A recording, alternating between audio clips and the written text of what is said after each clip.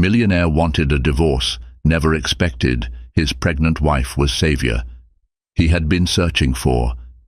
Daniel Caldwell had it all: luxury cars, exclusive business deals, and a trophy home in a gated community just outside of Boston. To the world, he appeared on top of his game, a relentless financier whose every move minted more money. But behind closed doors, he was suffocating. He saw his wife, Amanda, as a mere shadow in his mansion, a pretty face that no longer fueled his ambitions. And so he made the drastic choice: end the marriage, start fresh, chase even greater success. Yet just when Daniel thought he could easily discard his wife, he discovered a truth that would change everything. Amanda was his greatest salvation. Daniel Caldwell was born and raised in a lower-middle-class neighborhood in Waltham, Massachusetts. His father worked 2 jobs, daytime as a mechanic at a local garage and night shifts at a warehouse, just to keep food on the table. His mother juggled part-time gigs, cleaning houses or babysitting for neighbors.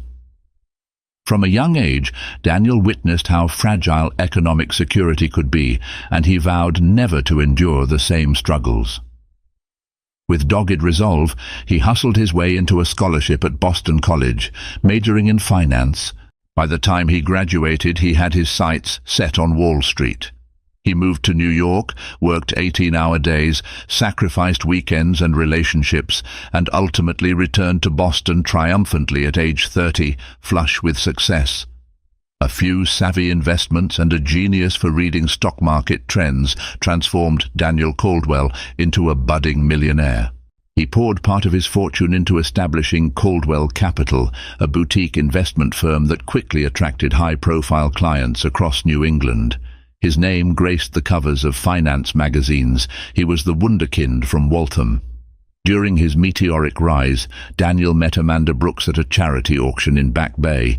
She was a volunteer coordinator for the Boston Children's Hospital fundraiser, exuding warmth and kindness in every gesture.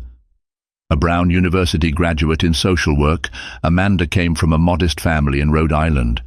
She believed in community, compassion, and giving back to society. Daniel saw her as a grounding force, someone with a heart of gold who balanced his cutthroat ambition with genuine empathy. After a whirlwind courtship, they married in a lavish ceremony by the Charles River.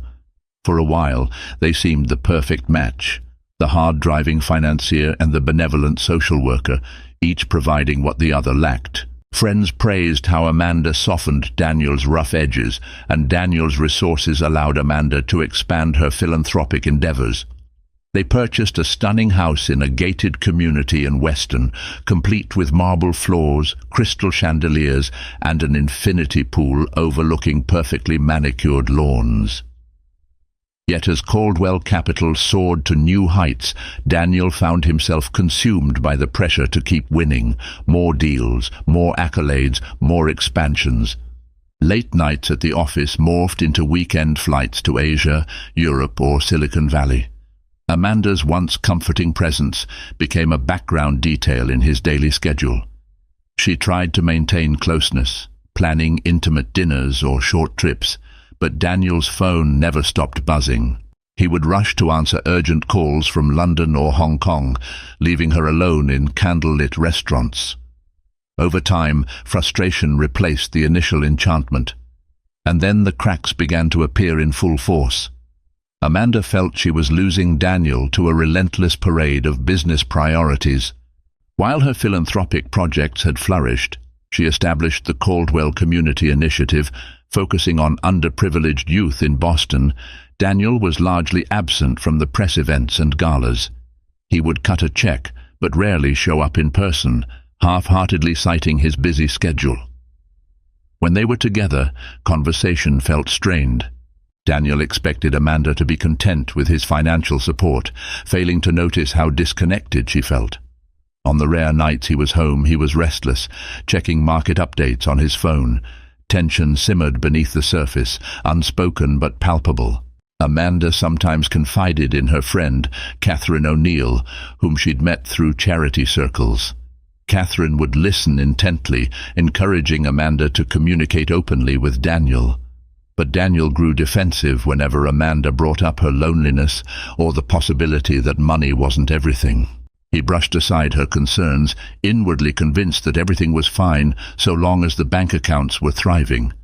Neither realized that the silent gap between them was widening into a chasm. And Daniel, blinded by success, was one step away from making a decision that could shatter their bond and ultimately change their lives forever.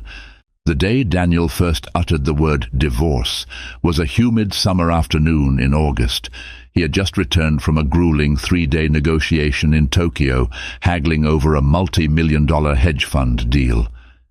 Jet-lagged and irritable, he found Amanda sitting on the patio, sipping iced tea. Normally, her presence would evoke a sense of welcome in him, but this time he felt only an unexplainable heaviness pressing on his chest. Amanda looked up, smiling warmly, as he stepped out onto the patio. "Hey, you're back," she greeted, setting her glass down. "How did it go?" He shrugged, dropping into the wicker chair beside her. "Fine, we closed the deal, but it was draining." She reached for his hand. "I'm proud of you. I know it's tough traveling so often, but look how far you've come." He pulled his hand away, leaning back to stare at the yard. The hedges were perfectly trimmed, the lawn an emerald carpet. In that fleeting moment, he felt suffocated by the perfection he'd built around him. Every little piece of his world had to be polished, including his marriage. And yet, he wasn't happy. He'd begun to wonder if Amanda was part of his stress rather than his relief. "You know, it's odd," Daniel began, voice edgy. "You're proud of me for working myself to the bone, but I can't remember the last time I came home and felt at home." She frowned, puzzled. "What do you mean?" His frustration boiled over in a rush of words he hadn't planned. "I'm always on the move. We barely talk anymore. When we do, it's about your charity events or the house. There's nothing, no spark, no excitement. I just feel trapped." Amanda's face fell. "Trapped? By me?" Daniel hesitated, guilt tugging at him, but the resentment took hold. "I don't know. Maybe we married too quickly. I was so obsessed with building this perfect life that I never stopped to think if this is what I really want. You do your thing, I do mine. We're strangers most of the time." Tears welled in Amanda's eyes, but she held them back. "If you feel that way, let's work on it, Daniel. Let's figure it out together. I still believe in us." He looked away, jaw clenched.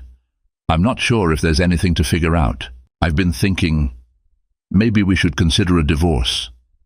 The word hung in the air like a lightning strike. Amanda's breath caught in her throat. She stared at him, searching for any sign of regret in his eyes, but all she saw was exhaustion and frustration. "But do you really want that, or are you just overwhelmed?" Her voice trembled. Daniel exhaled sharply. "I need space to think, to decide if we're genuinely compatible or if we're just holding on to a fantasy that's long gone. I'm not saying it's definite, but we should be realistic." Amanda swallowed hard, tears threatening to spill. She recognized that he had pulled away in recent months, but never imagined he would talk about ending their marriage so casually. "If you need space, take it. But please don't throw away our vows on a whim." He rose, ignoring the ache in his chest. Part of him wanted to comfort her, to say he was sorry. But the heavier part was consumed by an insistent voice, whispering that maybe freedom was the key to his happiness. "I'm going to my study. I'll be staying in the guest room for a while," he said quietly, before turning to leave. Amanda remained on the patio, iced tea forgotten on the table, her world tilting off its axis. She gazed across the pristine yard, realizing that all the external perfection in the world couldn't shield them from internal decay. Their marriage was now teetering on the brink, and Daniel seemed prepared to push it over the edge. In the days that followed Daniel's shocking declaration, a chilly silence settled over the Caldwell mansion. Even the staff, housekeepers, gardeners, and the occasional private chef seemed to sense the heavy tension. Amanda kept to her routines, organizing the next fundraising gala for the Caldwell Community Initiative, visiting the hospital wards where her volunteers worked, and meeting with local businesses to secure sponsorships. She tried to conceal her anguish behind a poised, gracious exterior. Daniel, on the other hand, dove deeper into his business dealings, as though submerging himself in spreadsheets and negotiations might drown out his emotional turmoil. He avoided Amanda whenever possible, leaving early in the morning and returning late at night, or sometimes not at all. He found reasons to stay in a luxury suite at the Marriott near his office in downtown Boston, telling himself it was simply more efficient for business. During one of these nights away from home, Daniel received an unexpected call from his old mentor, Mark Sanderson. Mark was a private wealth consultant who had guided Daniel in his early Wall Street days. They hadn't spoken in months. "Daniel, I heard rumors you're looking to expand Caldwell Capital into real estate investments," Mark said after a brief exchange of pleasantries. "I have a potential partner from Los Angeles who might be interested in a joint venture. Let's grab dinner tomorrow night to discuss." Daniel agreed readily. Any new venture was a welcome distraction. They met the next evening at an upscale steakhouse in Back Bay. After the initial talk of expansions and potential deals, Mark regarded Daniel with a fatherly concern. "You don't look well, kid," Mark said, swirling the whiskey in his glass. "Dark circles under your eyes, scowl etched into your face. This business chewing you up more than usual?" Daniel forced a dry laugh. "Just a rough patch. I'll manage." Mark studied him for a moment. "Amanda okay?" Daniel winced. We're on shaky ground. Thinking about a divorce, actually." Mark leaned back, eyebrows raised. "A divorce? Amanda's a gem, Daniel. What happened?" He shrugged, bristling at the probing question. "We've grown apart. She's always caught up in her charity events. I'm traveling the world. We barely talk." Mark's voice softened. "Is that a reason to walk away, or a sign that you need to figure out why the marriage fell apart?" Daniel stiffened. "Don't moralize me. I need clarity, that's all. And the more I think about it, the more I realize that maybe we're mismatched." Mark sighed, tapping his fingers on the table. "I'm not trying to moralize you. Just remember something. You've spent years cultivating your professional life. Amanda's put her heart into building a world where you're still her partner, even if she does her philanthropic work. You think walking away will make you happier? Or is it just an escape from dealing with your own shadows?" A surge of irritation and discomfort rose in Daniel, but he pushed it down. "Thanks for the concern, but it's my decision. Let's focus on the real estate venture, all right?" Mark nodded, though his eyes betrayed concern. The conversation shifted to business strategies, but the tension remained. Later that night, in the quiet of his hotel suite, Daniel couldn't sleep. He scrolled aimlessly through photos of recent Caldwell Capital events. Amanda appeared in some of them, radiant and confident, shaking hands with donors and hugging children at the hospital. He remembered the day she'd pitched her dream of a community initiative to him. She was so passionate, so convinced that their wealth could transform lives. At the time, he'd felt proud of her sincerity and proud to be associated with someone so kind. Now he questioned everything. Was it possible that Amanda deserved more than a husband who wanted out the moment things got complicated? Did he truly want freedom? Or was he simply running from the demands of emotional intimacy? Yet whenever these doubts surfaced, Daniel banished them with a stubborn pride that refused to acknowledge vulnerability. He was Daniel Caldwell, self-made millionaire, unstoppable force in the financial world. If a relationship no longer served him, wasn't it logical to end it? But logic rarely rules the heart, and as the night stretched on, he realized his quiet unraveling had just begun. While Daniel contemplated the legality of divorce in his downtown office, Amanda wrestled with her own inner turmoil. She knew that logically she couldn't force him to stay if he was dead set on leaving, but she also realized that something deeper was plaguing him, something more than just marital mismatch. She saw it in the hollow look in his eyes, the constant agitation, and a certain restlessness that had plagued him since he'd returned from Tokyo. Yet Daniel had become a closed book. He barely responded to her messages, and when he did come home, he avoided her gaze. Amanda confided her fears in Catherine O'Neill over coffee one morning at Tat Bakery Cafe on Charles Street. She revealed every detail: Daniel's talk of divorce, the emotional distance, her sense that something was deeply wrong. Catherine listened intently. "Have you tried counseling?" she asked. Amanda nodded. "Daniel dismisses the idea, says it's pointless if he's already leaning toward ending things." Catherine pursed her lips. "Then maybe focus on yourself. If he wants space, give it, but don't lose who you are. Keep doing your philanthropic work. Keep shining your light. If Daniel is meant to be part of your future, he'll realize what he's throwing away." Amanda took a sip of her latte, tears stinging her eyes. "I'm scared," she whispered. "He used to be so loving. Now it's like he's carrying a secret burden. I can't reach him." In the weeks that followed, Amanda poured herself into the Caldwell Community Initiative's biggest fundraiser of the year, a glitzy gala at the Boston Public Library, aimed at raising money to build a children's counseling center in Roxbury. She worked tirelessly with local businesses, recruiting top chefs to donate their culinary talents and rallying artists to auction off their work. The event promised to be a pinnacle achievement for her philanthropic mission. In the background, Daniel prepared for the launch of Caldwell Capital's new real estate division. While ignoring personal calls from Amanda, he accepted a barrage of invitations to speak at investor forums, to pose for financial magazines, and to host dinner parties for potential backers. He insisted on the importance of building an unstoppable brand, one that would overshadow any personal scandal.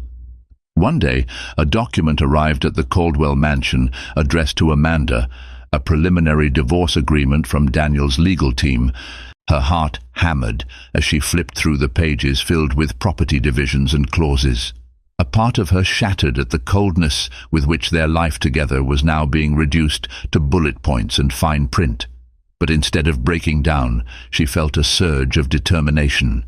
This might be the final push to do something radical, something to save the man she once knew was in Daniel's heart. Under the guidance of Catherine and a few trusted colleagues, Amanda resolved to keep the divorce talk private until after the upcoming gala. Public scandal could jeopardize months of fundraising work.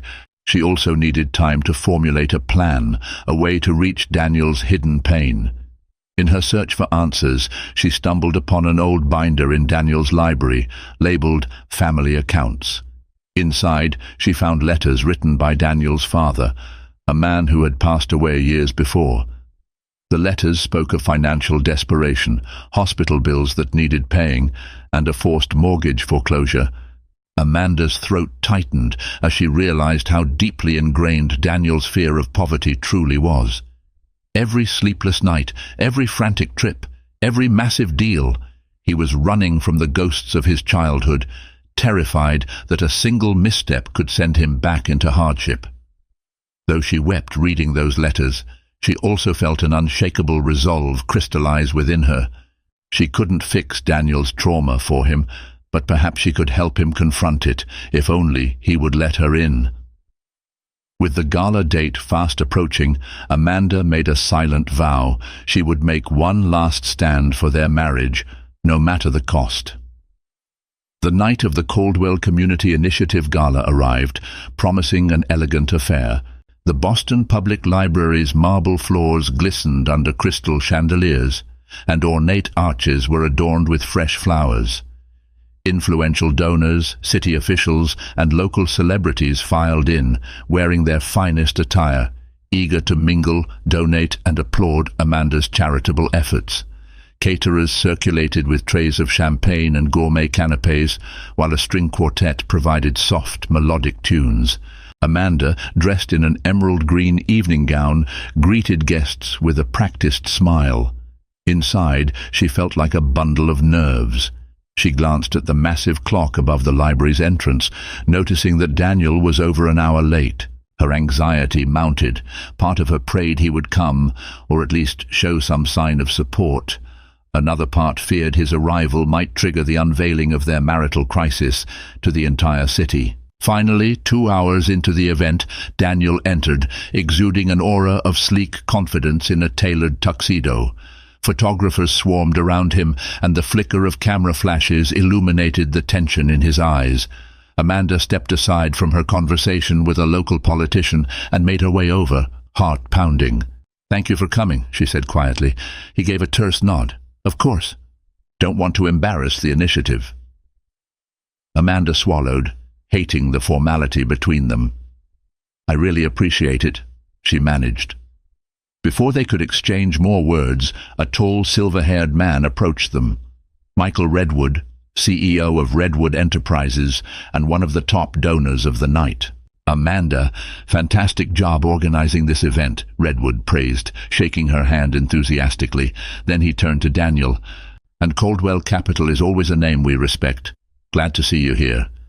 Daniel offered a polite smile. "Pleasure to be here, Michael."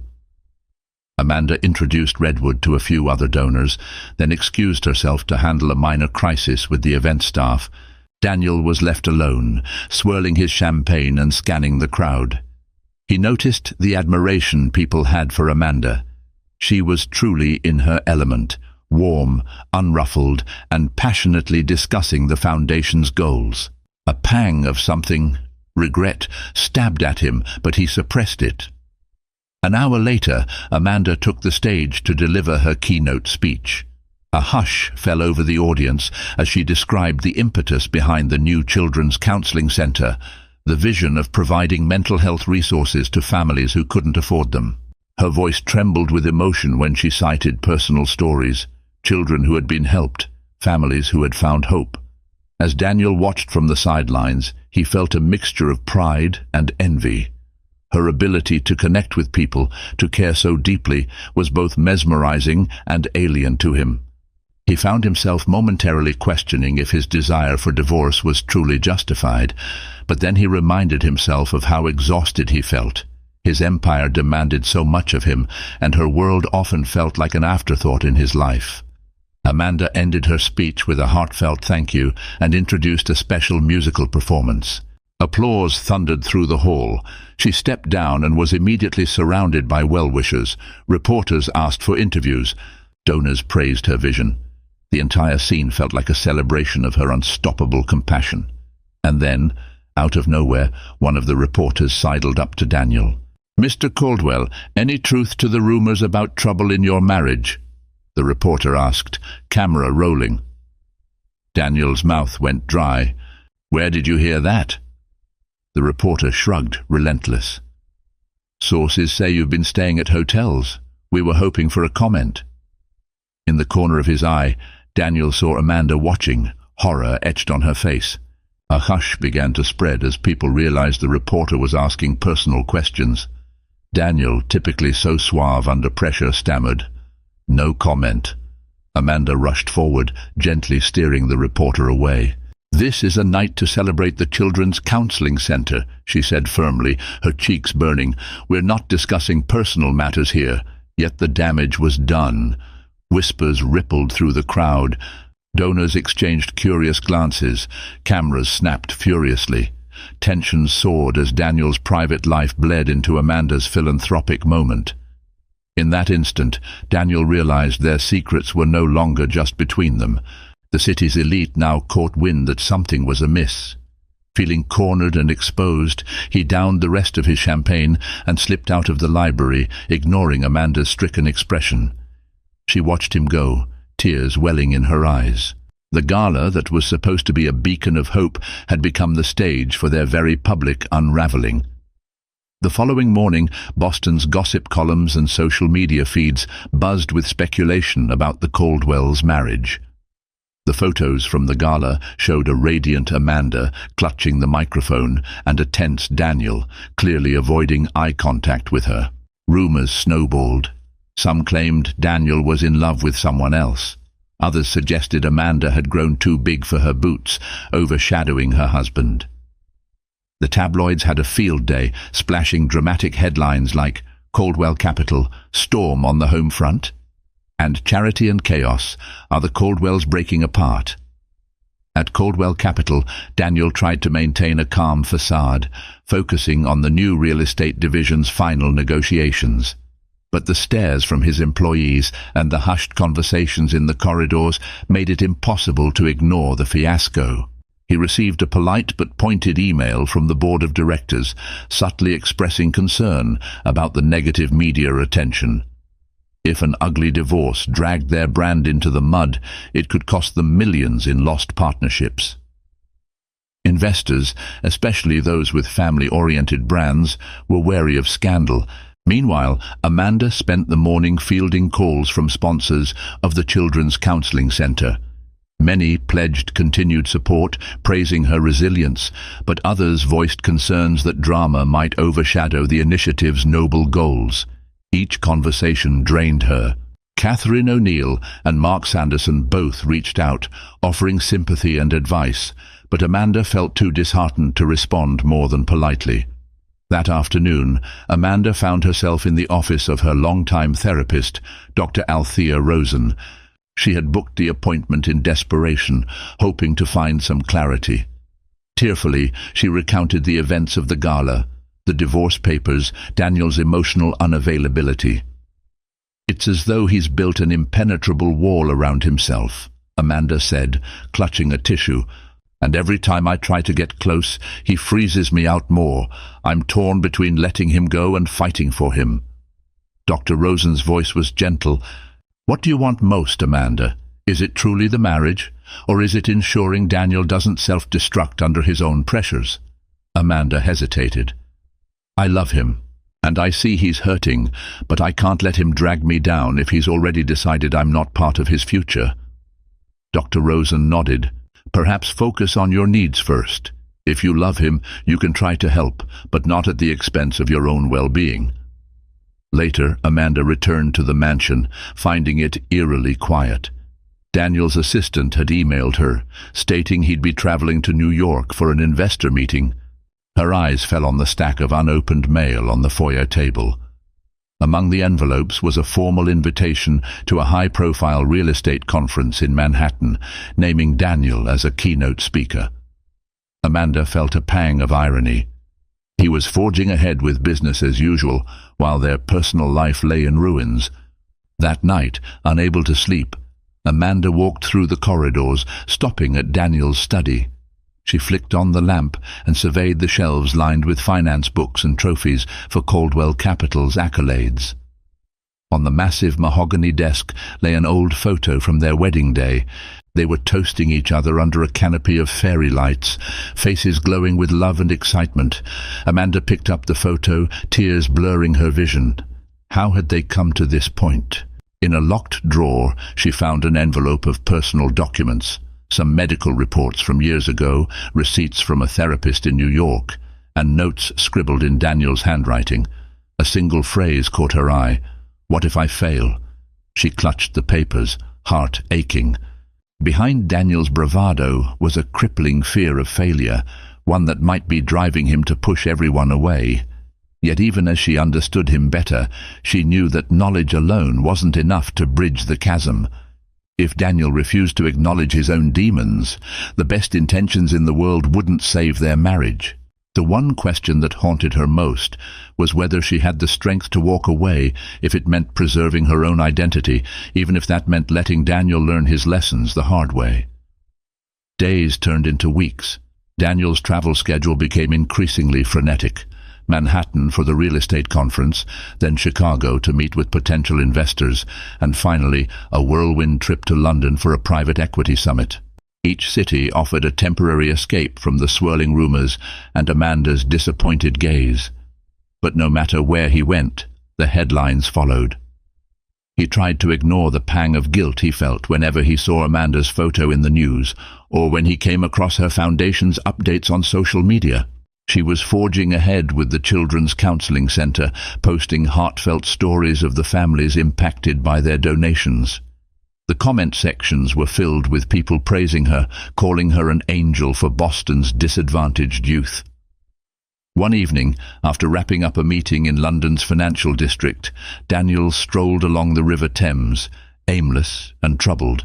The city lights shimmered on the water, reminding him of the Charles River back home.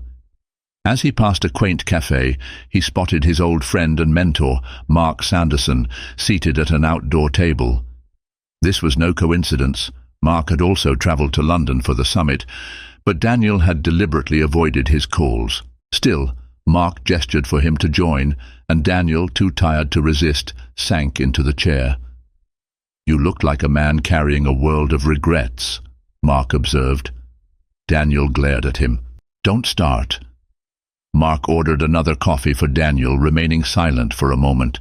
Then he spoke softly. "Listen, I know you hate unsolicited advice, but have you even stopped to consider that your personal meltdown is costing you more than you think? Your board is nervous, your staff senses your instability, and you're on the verge of losing a woman many would die to have by their side." Daniel snorted. "Well, if they want her, they can have her. We don't fit anymore." "Don't fit, or you're afraid you won't live up to her belief in you," Mark countered. "That's nonsense," Daniel snapped, though his heart pounded at the uncanny accuracy of Mark's words. Mark sighed. "A friend in Boston told me Amanda's forging ahead with that counseling center. She's basically single-handedly tackling mental health issues among underprivileged kids, doing something genuinely transformative. And what are you doing, Daniel? Piling more deals onto your plate. That's not a life. It's a treadmill you can't get off." Silence hung between them, broken only by the chatter of nearby tourists. Finally, Mark rose to pay the bill, leaving Daniel alone with his thoughts. After Mark left, Daniel sat there, replaying Mark's words. Slowly, a trickle of memories returned, of Amanda staying up late to help him refine his pitch for Caldwell Capital's first round of funding, of how she had championed his dream of success when he was just starting out. It dawned on him that she'd never once demanded he slow down or compromise his ambition. She'd only asked him to share himself with her, to let her be part of his journey.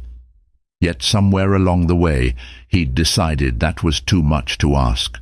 That night, alone in his hotel room, Daniel scrolled through old photos on his phone, moments from their early years of marriage. He found a short video clip from an anniversary trip to Cape Cod. Amanda was laughing, wearing a sun hat that nearly blew off in the wind while he tried to steady the camera. Her laughter was so genuine, so filled with love. He realized, with a stab of regret, how rarely he heard that laughter now. For the first time in months, Daniel allowed himself to feel the full weight of what he might lose. He understood that divorcing Amanda wouldn't magically erase his fears or insecurities. If anything, it might amplify them. He closed his eyes, the phone still in his hand, and a single thought emerged. What if Amanda wasn't the obstacle to his happiness, but rather the key he'd been overlooking? The next day he booked an early flight back to Boston. He didn't have a plan, just an urgent sense that he needed to see Amanda, to talk to her face to face before it was truly too late. Daniel arrived at the mansion late in the afternoon, jet-lagged and filled with dread. To his surprise, the house was quiet. No staff bustling around, no clatter from the kitchen. He walked through the empty corridors, noticing that some of Amanda's personal touches were missing. Photos from the mantel, her favorite throw blanket from the couch, even a few books from the shelves. Alarm surged in his chest. He called out her name. No answer. He tried her phone, which went directly to voicemail. Anxiety gnawed at him. Had she already left him for good? Finally, he remembered she might be at the new counseling center site, located in Roxbury, near a renovated community building. Without bothering to change out of his rumpled suit, he hopped into his car and drove there, weaving through city traffic. Sure enough, parked in front of the building was Amanda's SUV. Daniel let out a breath he hadn't realized he'd been holding. He entered the building cautiously, following the sounds of laughter and conversation. He found Amanda in a half-finished reception area, showing color swatches to a group of volunteers. She looked radiant, even though her hair was pulled into a messy bun and paint smudged her jeans. The sight of her dedication made Daniel's heart twist. When Amanda noticed him, her smile faded. She excused herself from the volunteers, walking over with guarded eyes. "What are you doing here?" I got back from London," he stammered. "Wanted to see you." She crossed her arms, gaze cool. "Well, you found me." He cleared his throat, searching for the words. "Can we talk? In private?" Amanda nodded curtly, leading him to an unoccupied office space. The walls were bare, and dust still coated the windowsills. It smelled of fresh paint. She turned to face him, arms still folded. Daniel inhaled. "Look, I'm sorry. About everything, the gala, the rumors pushing you away. I realize how messed up things have been." Her eyes flashed with hurt. "That's putting it lightly. You wanted a divorce." He lowered his gaze. "I thought that was the only way out of my own head. I kept thinking you were holding me back. But that was a lie I told myself. You were never the problem, Amanda. It was my fear of failure, of going back to where I came from, of never being enough." Her stance softened slightly, though her guard remained. "I tried to help, Daniel. I tried so many times to reach you. You refused to let me in." He nodded, shame coloring his face. "I know, and I don't deserve your forgiveness. But I'm here wanting to try, to fix this." Silence stretched between them, thick with unresolved pain and flickers of hope. At last Amanda spoke, voice shaking. "Why now? Because the tabloids are onto our problems? Because your investors are worried?" "Maybe that's what forced me to see how much I could lose," he admitted. "But it's more than that. I'm done running. I want to face my fears and let you in, if you'll have me." She closed her eyes, a tear slipping down her cheek. "Daniel, I'm not sure I can just open my arms and pretend everything's okay. I'm exhausted. I've built something good here, and it took every ounce of my strength to keep going while you threatened to tear us apart." Daniel stepped closer, his voice raw. "I understand, but I love you. I always have, even when I was too blind and arrogant to show it." A half-bitter laugh escaped her. "Love requires action, not just words. If you want me to believe in us again, you need to work for it. Counseling, honesty, actually being present. No more secrets, no more running away to hotel suites or foreign cities whenever stress hits." He nodded fervently. "Anything. I'll do whatever it takes. Just, please, let's try." They stood there, hearts pounding in a dusty office of a nearly finished counseling center. The very project that Amanda had poured her soul into, the same project Daniel had ignored. Slowly, tentatively, she placed a hand on his cheek. He closed his eyes at her touch, emotion surging through him. Maybe this was a beginning, maybe it was too late. But for once, Daniel Caldwell was genuinely willing to gamble on love rather than money. True to his word, Daniel took immediate steps toward change. He cancelled a string of non-urgent business trips, delegated responsibilities at Caldwell Capital, and found a reputable marriage counselor in Cambridge, a soft-spoken woman named Dr. Eleanor Kim. The first session was awkward. Daniel fidgeted in his seat, not used to baring his soul, while Amanda remained tense, arms crossed. But Dr. Kim's questions were pointed and compassionate, nudging them to articulate the anger, disappointment, and lingering affection they both harbored. Over weeks of therapy, issues came to light. Daniel admitted to a near-paralyzing fear of returning to poverty, a fear that drove him to seize every deal, often at the cost of his relationships and personal well-being. Amanda acknowledged her frustration and resentment, feeling like a showpiece in Daniel's life rather than a genuine partner. They cried, they argued, they comforted each other. Slowly, cracks began to mend as they confronted truths that had lain buried for years. Outside therapy, Daniel visited the new counseling center in Roxbury regularly, helping Amanda paint walls and meet with contractors. While there, he caught glimpses of her passion for improving other people's lives, a passion that once inspired him. The children that came by to see the progress greeted Amanda like a hero, their eyes lighting up at the prospect of a safe, welcoming space for counseling. Daniel listened as Amanda explained the center's long-term plan: educational programs, mental health support, job training for parents. He felt a stirring in his chest he hadn't experienced in a long time, admiration and a desire to help, not out of obligation, but genuine empathy. At Caldwell Capital, Daniel's staff noted the shift in his demeanor. He started asking employees about their families, showing interest in their personal growth. He set up an internal program to match employees' charitable donations, a move that surprised the board but received overwhelmingly positive feedback. When the press caught wind of it, headlines pivoted from scandal to redemption. Daniel Caldwell, a heart awakening. Despite the cynics who labeled it a PR stunt, Daniel felt for the first time that he was beginning to align his business with the values he had long suppressed. One rainy afternoon, Daniel and Amanda found themselves in the attic of the mansion, sorting through boxes of old memories. They discovered photographs from their early relationship, a spontaneous road trip to Cape Cod, a formal dinner at a charity ball, quiet Sunday mornings making pancakes in their first tiny apartment. Each memory was a testament to the love that once united them. They laughed at their outdated hairstyles. Amanda teased Daniel for his younger arrogance, and Daniel marveled at Amanda's unwavering positivity. In one corner of the attic, Daniel came across a dusty guitar case.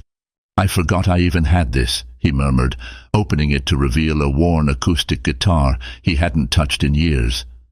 Amanda's eyes lit up. "You used to play for me all the time. You wrote that silly song about us living by the sea someday." He strummed a few chords, fingers stumbling from lack of practice, but the sound filled the attic with a gentle, nostalgic warmth. Amanda smiled, placing a hand on his shoulder. "Maybe we can still find that dream," she said softly. Their reconciliation wasn't a fairy tale. They still had differences to navigate. Harsh words occasionally slipped out when tensions ran high, and the specter of divorce papers remained a possibility if they failed to rebuild trust. But they were making a concerted effort, stepping into each other's worlds, sharing vulnerabilities, and forging small moments of intimacy. As the days passed, Daniel began to realize that real success was not about dominating the market or flaunting his wealth. It was about having a partner who believed in him and building a life grounded in purpose. And Amanda started to trust his intentions again, seeing tangible actions that aligned with the love he professed. They were, at long last, moving forward, tentatively, but together. Over the next couple of months, the counseling center in Roxbury neared completion, symbolizing the healing journey that Daniel and Amanda had undertaken. The final coat of paint dried on the walls. Donated furniture arrived from local businesses, and the center's small library was stocked with books on mental health, parenting, and personal development. Amanda and her volunteer team organized a soft launch event, inviting community members to tour the space and learn about upcoming programs. Daniel watched Amanda address the gathering, families, city council members, and even some of Caldwell Capital's biggest clients who wanted to see where their donations had gone. Her voice resonated with a confident warmth he had always admired, but never fully appreciated. As he looked around the bright, welcoming space, he felt something shift inside him. This was no mere philanthropic project. It was an embodiment of everything Amanda stood for: empathy, empowerment, and unwavering hope. After the event, the couple mingled with guests. Catherine O'Neill, who had remained a steadfast friend, offered them both a congratulatory hug. "This place is fantastic," she gushed. "And I can see the two of you are so much stronger now." Amanda smiled, meeting Daniel's eyes. He squeezed her hand, silent gratitude passing between them.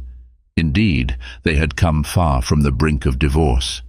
Though the legal papers still existed, neatly tucked away in a drawer, neither felt compelled to finalize them anymore. As the crowd began to disperse, Amanda led Daniel into a small therapy room, painted a calming shade of blue. A bookshelf stood in one corner, and a couple of comfy chairs faced each other, separated by a low table.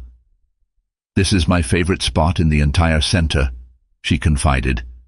"Children and their parents can come here and just talk." He nodded. "It's peaceful."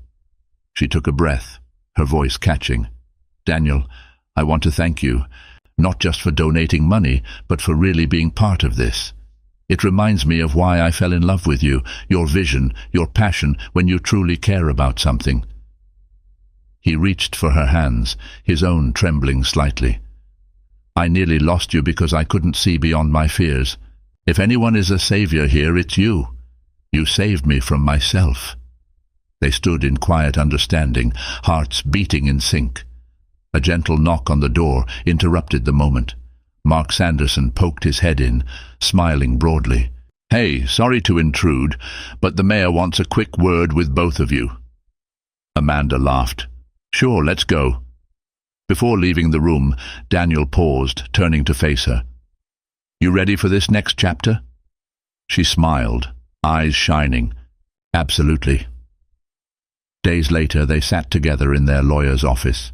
The preliminary divorce agreement lay on the table, untouched. Their lawyer, Elizabeth Ung, studied them. "So what do you want to do about these documents?" Exchanging a glance, Daniel gently slid the stack of papers back toward Elizabeth. "We'd like to withdraw the petition," he said. "We're committed to working on our marriage." Amanda placed her hand atop his, adding, "We've started therapy, and we're actually listening to each other now. We believe there's a future for us, together." Elizabeth smiled. "I'm happy to hear that. I'll handle the paperwork." Walking out of the office, Daniel felt an overwhelming sense of relief and gratitude. He gazed at Amanda, thinking about the woman she had always been, kind, relentless in her compassion, and unwavering in her belief that people could grow beyond their limitations. She was, without a doubt, the savior he had been searching for, but more importantly, she was his partner, an equal in every sense. Hand in hand, they stepped into the sunshine of a crisp Boston afternoon, hearts full of renewed hope. Ahead of them lay the promise of many more challenges, both in business and in life, but they would face each challenge side by side, fueled by a love that had been tested in fire and emerged stronger than ever. Life often tests us in unexpected ways, and Daniel Caldwell learned this when he nearly lost everything he once took for granted. In his race to outsmart the market and outrun his deepest fears, he pushed aside the one person who had steadfastly believed in him, his wife, Amanda. Yet when fate forced him to confront his own failings, he discovered that the very woman he wanted to divorce was his greatest ally. Through counseling, compassion, and a shared purpose to serve their community, Daniel and Amanda found new reasons to fight for their marriage. Their story reminds us that real love isn't just about glittering moments, but about persevering through darkness to uncover the light on the other side. He was the dashing mogul every ambitious entrepreneur wanted to emulate. She was the poised, loyal wife who had stood by him from humble beginnings. No one would have guessed that behind the gated mansion's manicured lawns, betrayal festered like poison. Until one day, in a flurry of financial sabotage, he let his mistress cut off his wife's credit cards. It was humiliating, scandalous, and only the beginning of a whirlwind that would pit powerful business alliances against each other. In a boardroom confrontation that stunned everyone, the CEO himself stepped in, but not in the way anyone expected. Buckle up. This is the story of love, greed, and revenge. Jordan Alberts was not born into luxury. He grew up in a cramped one-bedroom apartment on the outskirts of Milwaukee, where he learned to hustle by selling candy bars door to door at the age of 10. Over the years, Jordan's unwavering determination and charm propelled him into better circles.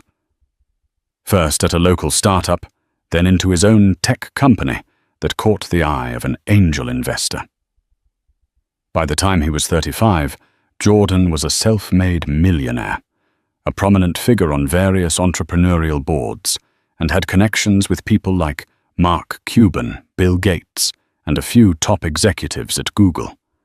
His wife, Elizabeth Alberts née Wagner, had been with him through everything. They met in college at a small tech entrepreneur club meeting, both bright-eyed and dreaming of changing the world. Elizabeth came from a modest background, too. Her father was a retired auto mechanic, and her mother a homemaker. She'd studied communications with an emphasis on public relations, and it was through Elizabeth's network of contacts that Jordan first gained access to small local pitch events. While Jordan pitched his innovative software for automating small business tasks, Elizabeth made calls, arranged coffee meetups, and tried to capture the interest of potential backers. They married in a little chapel by Lake Michigan. It wasn't a lavish wedding, no star-studded guest list, no fancy reception at the Ritz. But to Jordan and Elizabeth, it felt perfect. A union built on genuine love, unwavering support, and a shared dream of building a life and a business empire together. Over the next decade, they grew from a modest condominium in Milwaukee to a stunning estate in Austin near Lake Travis, with a sweeping view of the water and rolling Texas hills. It was there at a philanthropic event organized by the Bill and Melinda Gates Foundation that Jordan's name landed on the radar of top-level investors. His company's smart automation technology was recognized for its potential to transform not just small businesses, but large-scale manufacturing and logistics. Soon after, Jordan's net worth skyrocketed from a mere $5 million to well over $200 million. For a while, everything was picture perfect. The marriage was strong, their personal synergy unwavering. Elizabeth handled some philanthropic duties, organizing events, acting as a goodwill ambassador for Jordan's brand, and forging new partnerships through her PR background. Their household staff adored them, describing Elizabeth as kind, gracious, and always mindful of the people around her. But money can be a seductive force, and success can open doors to darker temptations. Jordan began attending more exclusive networking events in Beverly Hills, New York, and beyond. Elizabeth was often at his side, but there were times she couldn't attend. Perhaps she was busy finalizing the details for a charity gala, or maybe she was simply burnt out from the unrelenting schedule. It was during these times, rare at first, then increasingly common, that Jordan got close to someone else. Her name was Ava Monroe. She was a rising star in the world of technology law, representing high-profile clients like Tesla, Amazon, and a few top-tier cryptocurrency exchanges. She had a reputation for being ruthless in negotiations, seductive in social gatherings, and unbelievably charming behind closed doors. The rumor mill started buzzing the moment Ava was seen at Jordan's table during a private dinner after a tech summit in Las Vegas. Elizabeth wasn't there.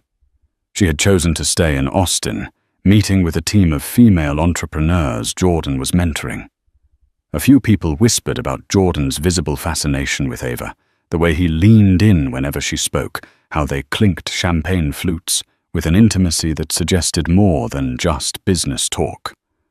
No one knew for certain how fast or how deep it went, but soon the signs became undeniable.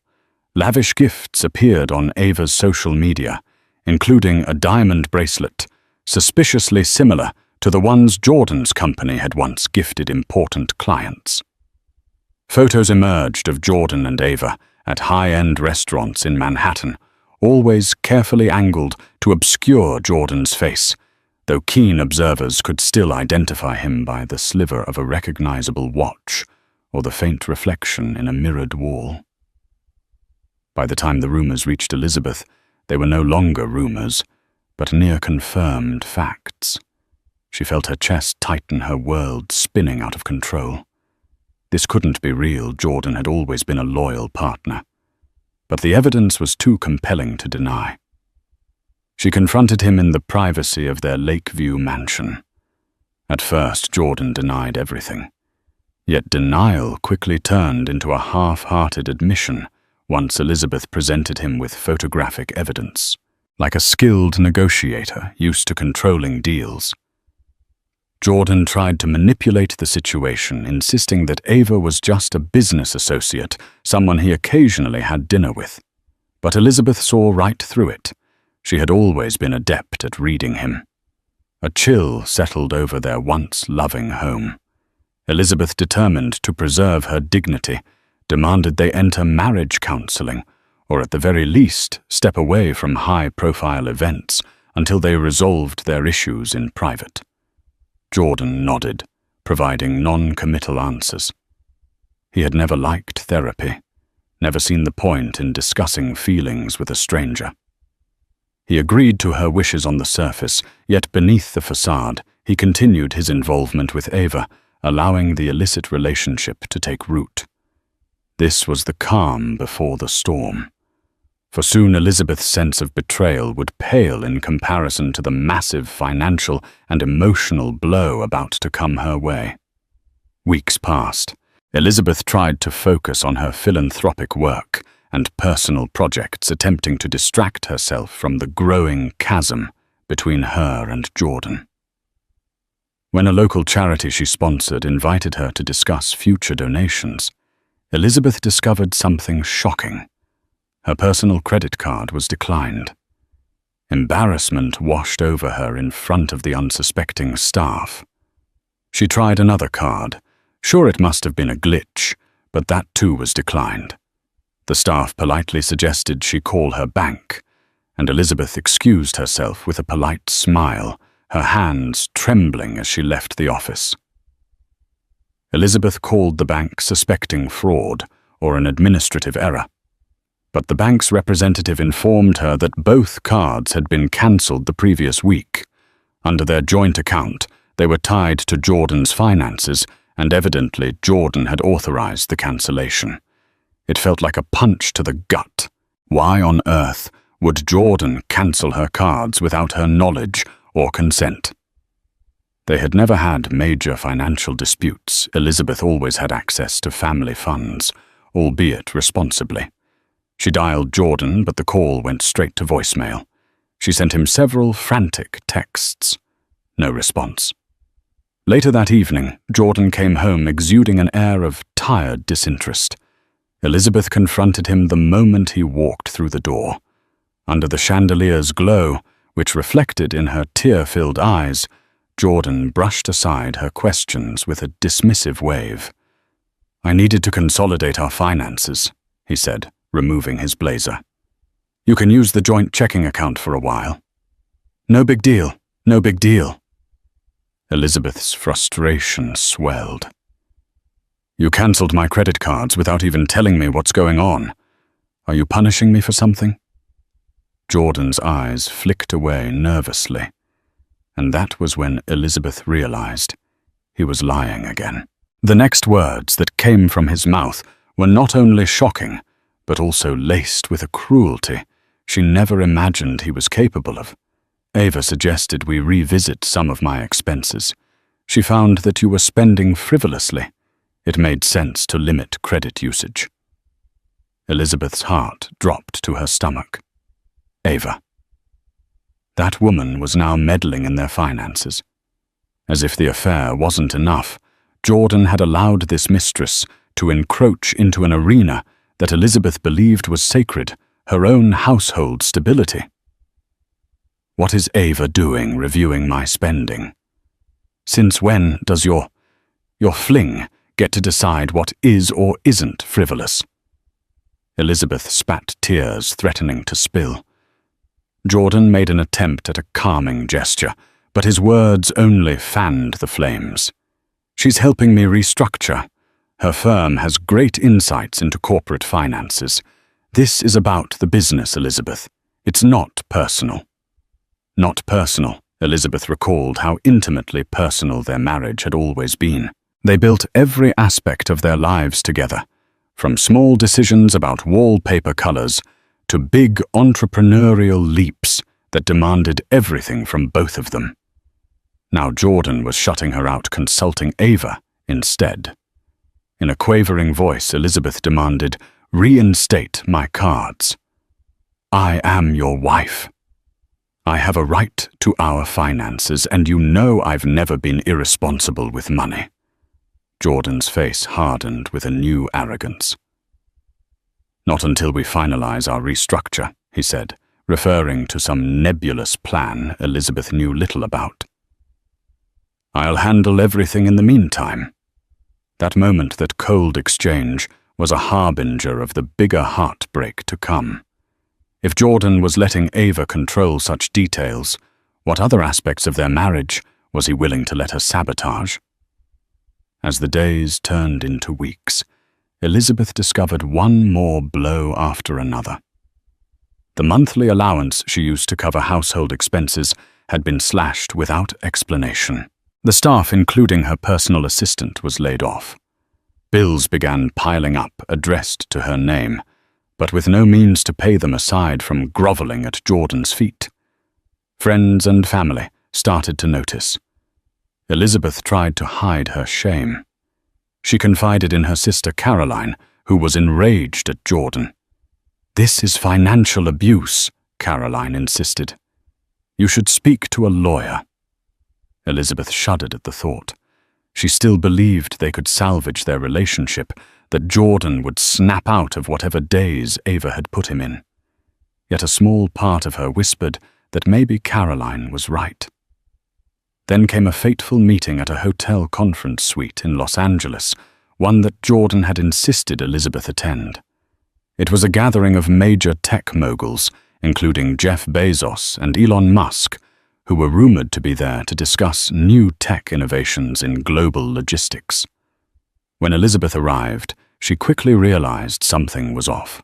She saw Jordan in the lounge area, standing far too close to Ava, exchanging hushed conversations. Seeing Elizabeth from a distance, Jordan slipped away discreetly, leaving Ava behind. Elizabeth approached her husband with a forced smile. "I'm here," she said, desperate to maintain composure. "What's the plan?" Jordan gave a curt nod. "There's a closed-door session for the key players only. You'll have to wait outside." In the past, Elizabeth had always been included in these key player sessions as Jordan's partner and PR advisor. The subtle exclusion burned her pride. She swallowed her anger. "Sure, I can wait." After hours of waiting, she found Jordan and Ava laughing together near the bar. As she approached, Jordan's phone buzzed, and he stepped away. That was when Ava turned a chilling smirk on her face. "You know Jordan's a visionary," Ava said, swirling the wine in her glass. "He needs someone who can keep up with him on all levels: business, ambition, excitement." Elizabeth felt her face flush with anger. "I've been by his side for years. We built this together." Ava gave a theatrical shrug. "Maybe in the past. But times change. People evolve. I guess you were too comfortable." Elizabeth clenched her fists, biting back a retort.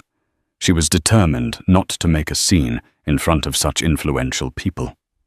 But oh, how she wanted to lash out to expose Ava for the home wrecker she was. Ava flicked her hair behind her shoulder, noticing Elizabeth's agitation. "Things will be better if you accept it," she cooed, as if offering advice to a friend. Jordan's moved on in more ways than one. The finances are just the beginning. Elizabeth's body went cold. She realized in that moment how truly precarious her situation was. Ava was not simply a fling. She was positioning herself as a partner in Jordan's professional and personal life. The credit cards were just one step in what looked like a systematic campaign to push Elizabeth out of everything she and Jordan had built. Still, Elizabeth refused to crumble. She left the event quietly, but her mind churned with rage and heartbreak. It was time for her to take action. She needed to protect herself, her assets, and her dignity.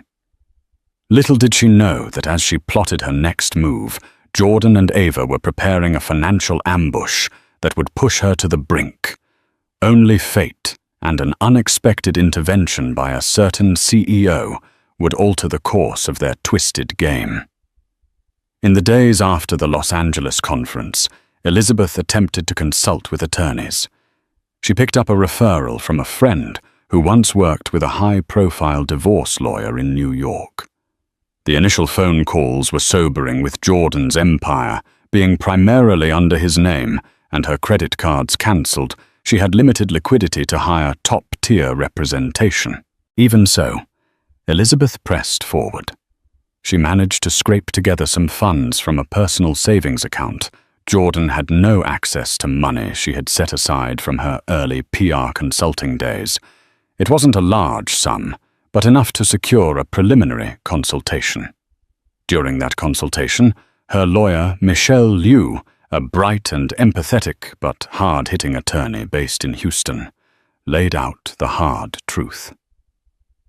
Financial abuse and infidelity are serious grounds for divorce, Michelle said, scanning through Elizabeth's financial statements. But if Jordan's funneling money and assets into new accounts under his own name, or shifting resources to places you can't see, we need proof, and we need it fast. Elizabeth swallowed. She recounted Ava's involvement, how she was effectively orchestrating the restructuring. Michelle's pen scribbled quickly over a notepad. You have a right to half of the marital assets, Elizabeth, but it looks like your husband is 2 steps ahead. We must move quickly. The plan was to gather evidence of Jordan's wrongdoing and file a court order to freeze marital assets, ensuring Elizabeth had a fair shot. But as they began drafting documents and rummaging through what records, Elizabeth had an avalanche of shocking details surfaced. Jordan wasn't merely cancelling credit cards. He was transferring stocks from their joint portfolio into an account under his newly formed trust. He had changed the authorized signatory details for a few of their properties, effectively locking Elizabeth out. He was also taking out lines of credit against certain properties, presumably to fund new ventures that, as Elizabeth suspected, involved Ava. The emotional strain weighed heavily on Elizabeth. She couldn't sleep, her appetite waned. Each day felt like standing at the center of a storm. Yet if she thought this was the worst of it, she was mistaken. One evening, after finalizing some documents with Michelle, Elizabeth returned to her mansion to find her key card didn't work on the electronic locks. Pounding on the door, she shouted for the live-in staff if any were left. Seconds later, the door opened slightly, revealing Ava's face. "Jordan's not here," Ava said icily. "You should call next time." Elizabeth's heart hammered. "This is my home.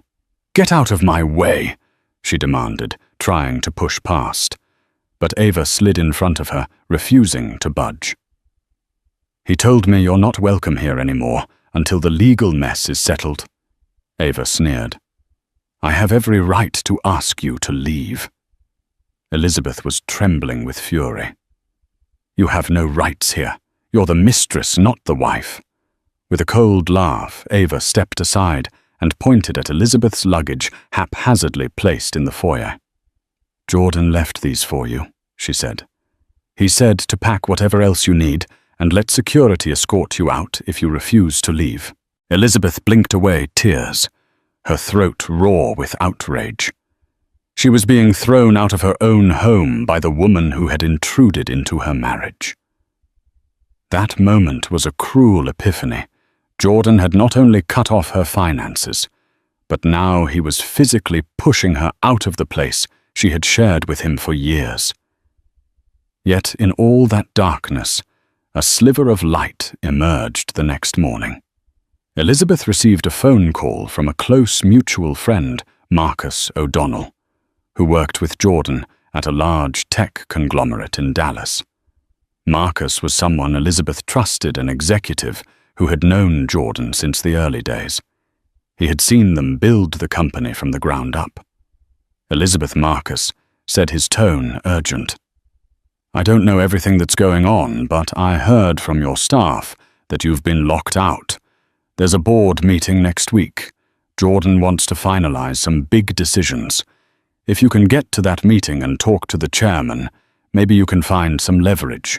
Elizabeth's breath caught in her chest. The chairman of this particular conglomerate was none other than famed CEO David Hartridge, known not just for his visionary leadership, but also for a strict code of ethics. Over the years, Hartridge had invested heavily in Jordan's business. He was the reason Jordan sat on that board. He's not the type to meddle in personal affairs, Marcus warned. But if Jordan's pulling stunts that compromise your share in the company, Hartridge might step in. He's big on fairness and hates scandal.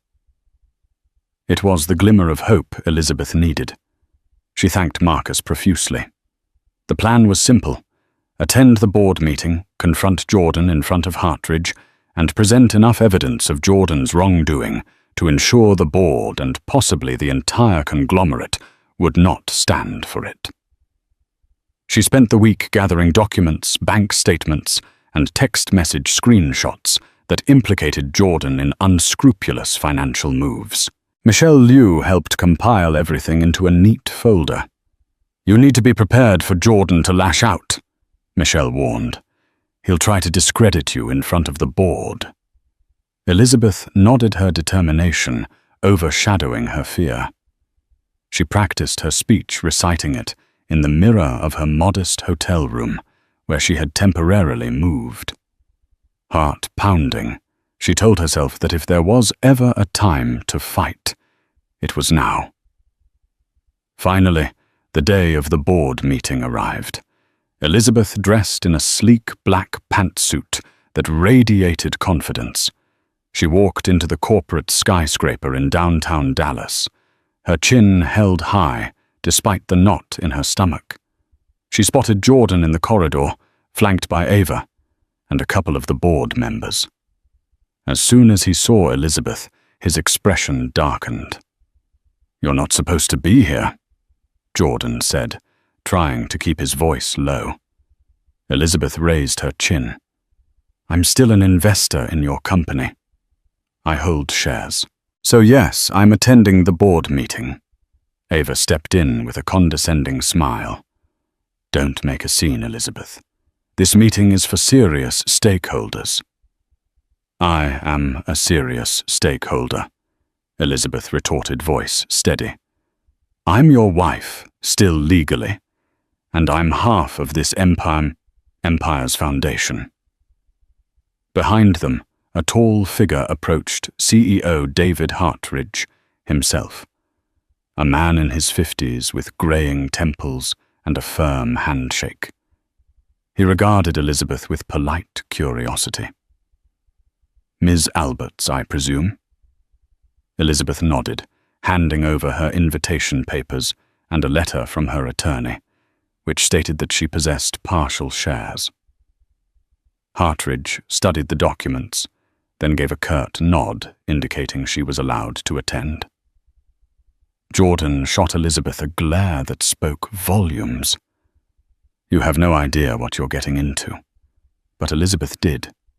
She was here to preserve her dignity, her livelihood, and the legacy she had helped build. The meeting commenced in a sleek conference room with floor-to-ceiling windows overlooking the Dallas skyline. The board members sat around a large mahogany table, exchanging pleasantries about the upcoming quarter's projections. Jordan made a short presentation on a new partnership with a logistics firm, highlighting expansions and new contracts. A few board members clapped. Then came time for open discussion. Elizabeth raised her hand, clearing her throat. "I'd like to address some concerns about the financial structuring Jordan is proposing." she began, her voice reverberating across the silent room. Jordan's face reddened. Ava, seated beside him, tried to intervene. "We should keep personal matters out of board discussions," she said. But Elizabeth pressed on, raising the folder of evidence. "These changes aren't just personal," Elizabeth said. "They could affect company stability. Jordan is funneling resources into a new trust, making questionable decisions without transparency. I have documents signed by him with references to Ms. Ava Monroe demonstrating a conflict of interest that could potentially compromise investor trust." A hush fell over the room. Hartridge's brow creased. "Jordan, is this true?" Jordan stood, scrambling for composure. "This is a personal matter. Elizabeth is overstepping her bounds." "She's not." Hartridge replied, his voice sharp.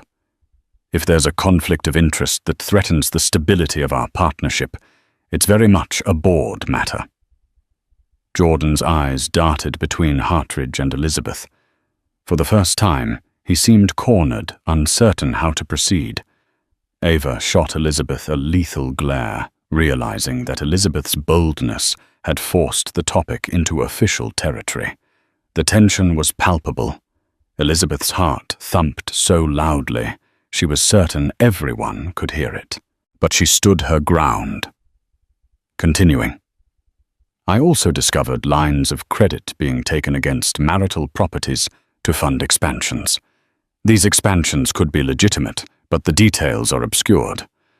I have reason to believe Ms. Monroe is manipulating these finances for her personal gain." Murmurs rippled through the board. A couple members exchanged uneasy glances.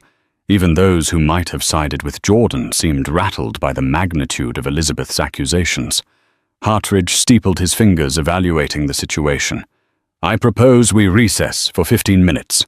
Jordan, Elizabeth, Ms. Monroe, please step into my office." Jordan inhaled, frustration etched across his features. But he couldn't refuse the CEO's request, not without causing a catastrophic scene. The three followed Hartridge into a glass-walled corner office, shutting the door behind them. In that tense, enclosed space, the real battle began.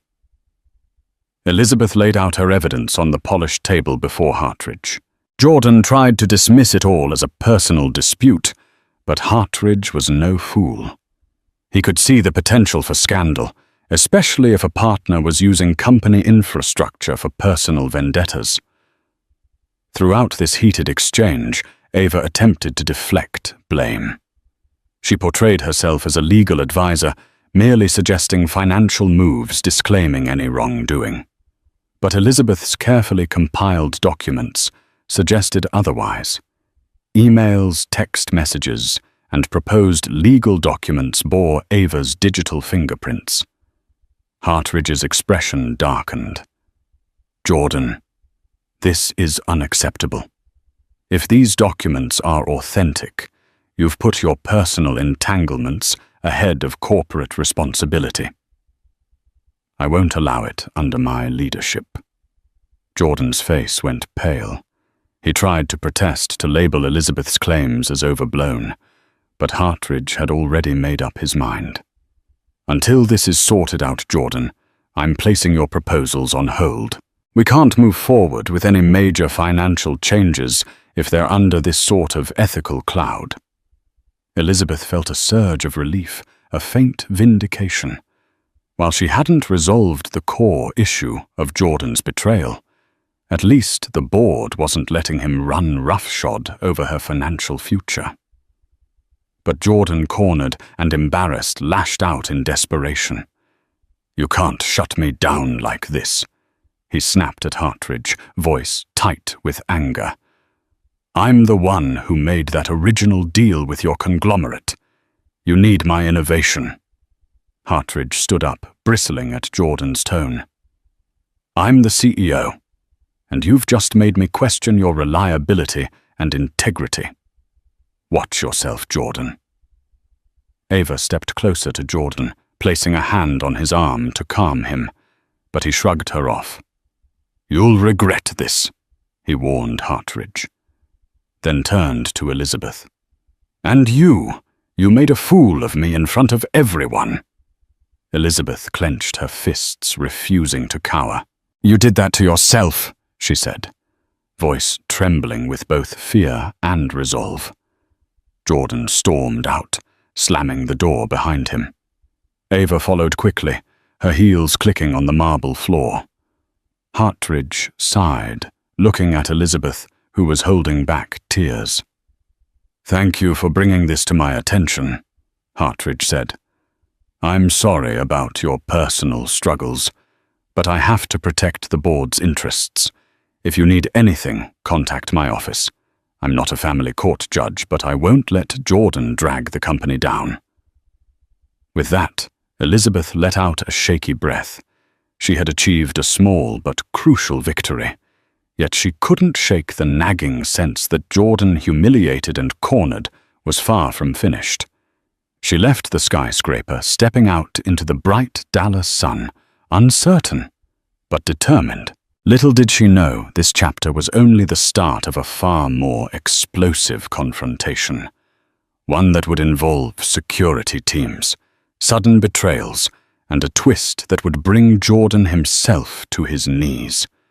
Life outside the mansion was lonely, but Elizabeth was thankful for the reprieve from Ava's manipulations. She rented a small apartment near downtown Austin and used what funds she had left to secure her basic needs, while Michelle continued to press for a financial freeze on Jordan's assets. In the weeks following the tense board meeting, Jordan went surprisingly quiet. No more legal letters arrived. No more credit lines were sabotaged. He didn't attempt to contact Elizabeth, nor did Ava. Instead, it seemed as though they had retreated into some silent fortress, likely strategizing their next move. Elizabeth took advantage of the lull. She reconnected with old friends and mentors, explaining partially at least what she was going through. While many were shocked, they offered support in the form of references, moral encouragement, and occasional leads for a stable job or a business partnership. Despite the heartbreak, Elizabeth discovered a renewed sense of purpose. She wasn't just a passive bystander in Jordan's world. She had her own capabilities, her own strengths. Slowly, she started consulting for small tech firms, using her communications and PR background to help them craft compelling pitches. It wasn't a fortune, but it was honest work that reminded her she could stand on her own 2 feet. Then one evening, she received a phone call from an unknown number. A crisp, professional voice greeted her. "Hello, Elizabeth. This is Patricia Carlson. I'm an executive assistant at Tesla, working under Elon Musk's leadership team." Elizabeth's heart thudded. She had met Patricia briefly at a tech conference in Berlin 2 years ago, but they'd never exchanged more than pleasantries. "How can I help you?" Elizabeth asked, mind racing. Patricia hesitated. "I might have information relevant to your predicament with Jordan. Let's just say some of our legal divisions have been observing Ava Monroe for a while, and some red flags have come up." Red flags. Elizabeth's curiosity flared. "You're investigating her?" A slow exhale from the other end. "Our major concern is that she's potentially engaged in insider trading, or at least something that veers close to it. She's been known to manipulate powerful men to gain inside info on deals, especially around new technologies. We don't have direct evidence, but we do know that she's heavily involved in your husband's finances. We suspect she might be siphoning resources for her own agendas." Elizabeth's mind reeled. This was bigger than a domestic spat. Ava might be leveraging Jordan's resources and connections to stake her own claims in the tech world. That explained the sudden shifts in finances, the new trust accounts, and the lines of credit. Patricia continued. "We want to bring her down, but we need more information, You, Elizabeth, might be in a unique position to gather that. Elizabeth tapped her fingers on the kitchen counter. Isn't that something your legal team handles? A rueful laugh. Yes, but we need Jordan's direct involvement. We suspect he's unwittingly giving her access to confidential materials through corporate crossovers or joint ventures. If you can help us prove it, we can kill two birds with one stone, protect Tesla's proprietary data, and help you gain leverage in your divorce. Elizabeth considered the offer. It was risky.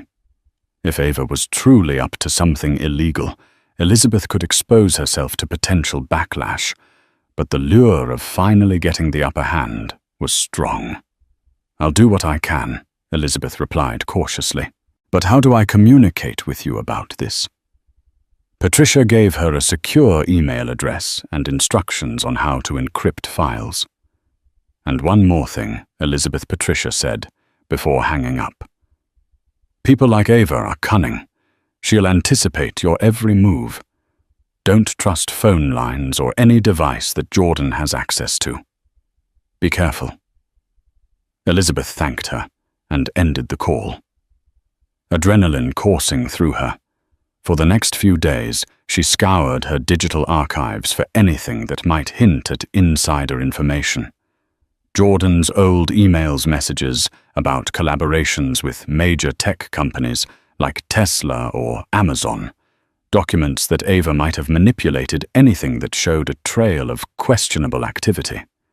She found a few suspicious threads, forwarded emails from Jordan's corporate account that were CC'd to Ava's personal address.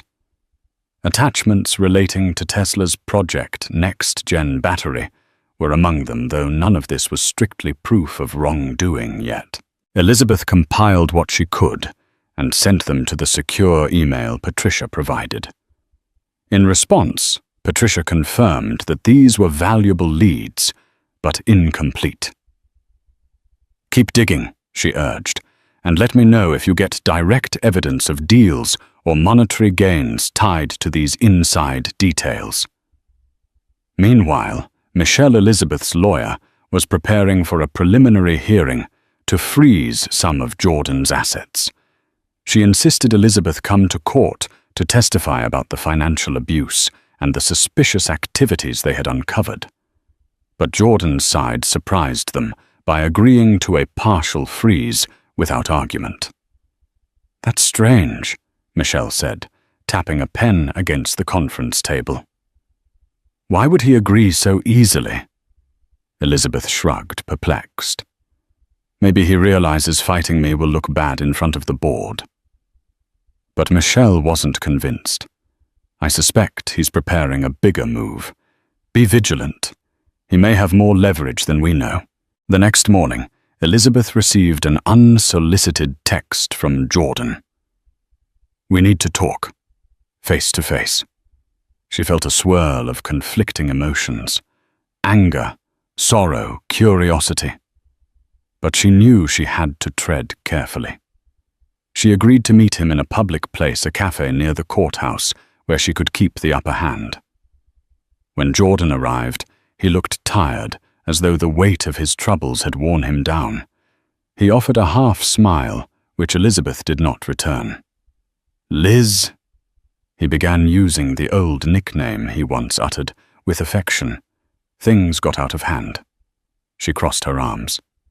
You think? He sighed, scanning her face for warmth that was no longer there. I want to settle this amicably. We can discuss spousal support, property divisions, everything. No need for a long, nasty court battle. Elizabeth let the silence hover. She wasn't naive enough to believe him at face value. Amicably. Are you telling me Ava is out of the picture? Jordan's shoulders tensed. This is about you and me, not her. Look, maybe I got carried away with Ava's advice. She's a brilliant attorney. She's manipulative, Elizabeth cut in sharply. He brushed the point aside. Regardless, I'm willing to compromise, but I need you to lay off this insider trading nonsense. It's reckless. You're endangering my reputation." Elizabeth realized then that Jordan knew she'd been snooping into his communications. Perhaps Tesla's legal inquiries had begun reverberating in his circle. She saw the fear in his eyes. He was worried, if not about losing her, then about losing his empire. "You made me the enemy," Elizabeth replied, in a hushed, trembling tone. "When you let your mistress cut off my cards and throw me out of my home." Jordan looked away, shame flickering on his face. "I didn't handle that well. But you have to understand the pressure I'm under with these deals." She waited, letting him squirm. Then he continued, "You'll get a fair share. I promise. I just need you to stop meddling in my professional affairs, especially with Tesla or any other major collaborators. You'll ruin me if you do." A bitter laugh escaped Elizabeth. She thought of all the times she had stood beside him, protecting him, representing him before powerful players, forging alliances that were crucial to his success. Now he was pleading for her, not to ruin him. The irony nearly choked her. Before she could respond, Jordan's phone buzzed. He glanced at it and muttered a soft curse. "I have to go," he said, throwing some cash on the table for their untouched coffees. Elizabeth watched him leave, a mixture of pity and disdain swirling in her stomach. It was obvious he was desperate, but was this a genuine attempt at reconciliation, or a ploy to keep her from uncovering more incriminating information about Ava? That question lingered as she returned to her apartment, drained. However, a new email from Patricia waited in her inbox. It contained an attachment, a partial timeline of suspicious trades linked to accounts rumored to be controlled by Ava Monroe. There were large bets placed on Tesla's stock ahead of public announcements. Gains in the tens of millions. This is huge, Elizabeth thought. If she connected these trades to emails or calls between Jordan and Ava, it could be the smoking gun. And while Elizabeth had no intention of going to the feds on her own, Tesla's legal team could bury Ava, and by extension, Jordan's complicity, if he was involved. Elizabeth clutched her phone, anxiety coursing through her. She was walking a razor's edge. One false step, and Jordan might retaliate more fiercely, or Ava might strike. But a successful strike against Ava could free Elizabeth from this entire ordeal, giving her the leverage to secure a fair divorce settlement, or even land Jordan in deeper trouble, depending on his role. She reached for her phone to text Patricia when it buzzed in her hand. A call from an unknown number again. Tentatively, Elizabeth answered. A man's voice greeted her, calm and steady. "Hello, Ms. Alberts. My name is Gregory Shaw. I'm part of CEO David Hartridge's legal counsel. He asked me to follow up regarding the situation with your husband." Elizabeth's heart skipped. Hartridge's legal counsel. "We understand from Mr. Hartridge's conversation with you that there might be unethical or even illegal behavior in play," Gregory continued. "The board is concerned about potential liability if Jordan's personal dealings spill into our corporate structure. We can't risk another scandal. Mr. Hartridge would like to assist you discreetly." Elizabeth exhaled slowly. She was on the cusp of powerful alliances forming against Jordan and Ava, but the more people got involved, the more dangerous it felt. Gregory concluded, "We'll be in touch with your lawyer. If you have any crucial evidence, Mr. Hartridge suggests you keep it secure. He wants to avoid a public meltdown, but he's prepared to do what's necessary to protect the company's interests, and that includes supporting you in your legal disputes, if it comes to that." Hanging up. Elizabeth felt a measure of validation. The cracks in Jordan's seemingly untouchable world were growing. Perhaps justice would prevail. Yet as she prepared to finalize the next round of documents for Michelle, a gnawing worry kept her awake at night. Cornered animals are the most dangerous, and Jordan, though once gentle and loving, had shown he could be ruthless when threatened. She braced herself for the storm that was surely coming. The next time Elizabeth saw Jordan in person, it wasn't by chance or a carefully arranged meeting. It was at the headquarters of Hartridge's conglomerate in Dallas. A sudden emergency board session had been called to address urgent corporate matters, and Elizabeth, having been notified by Gregory Shaw, arrived prepared. She walked into the reception area, her heart pounding with anticipation.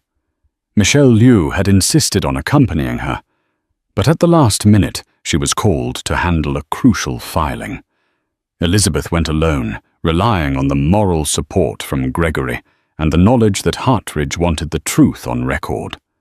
Jordan was already inside the boardroom with Ava, who paced like a clad tiger. When Elizabeth entered, they both snapped their heads in her direction. Ava's glare could have sliced glass.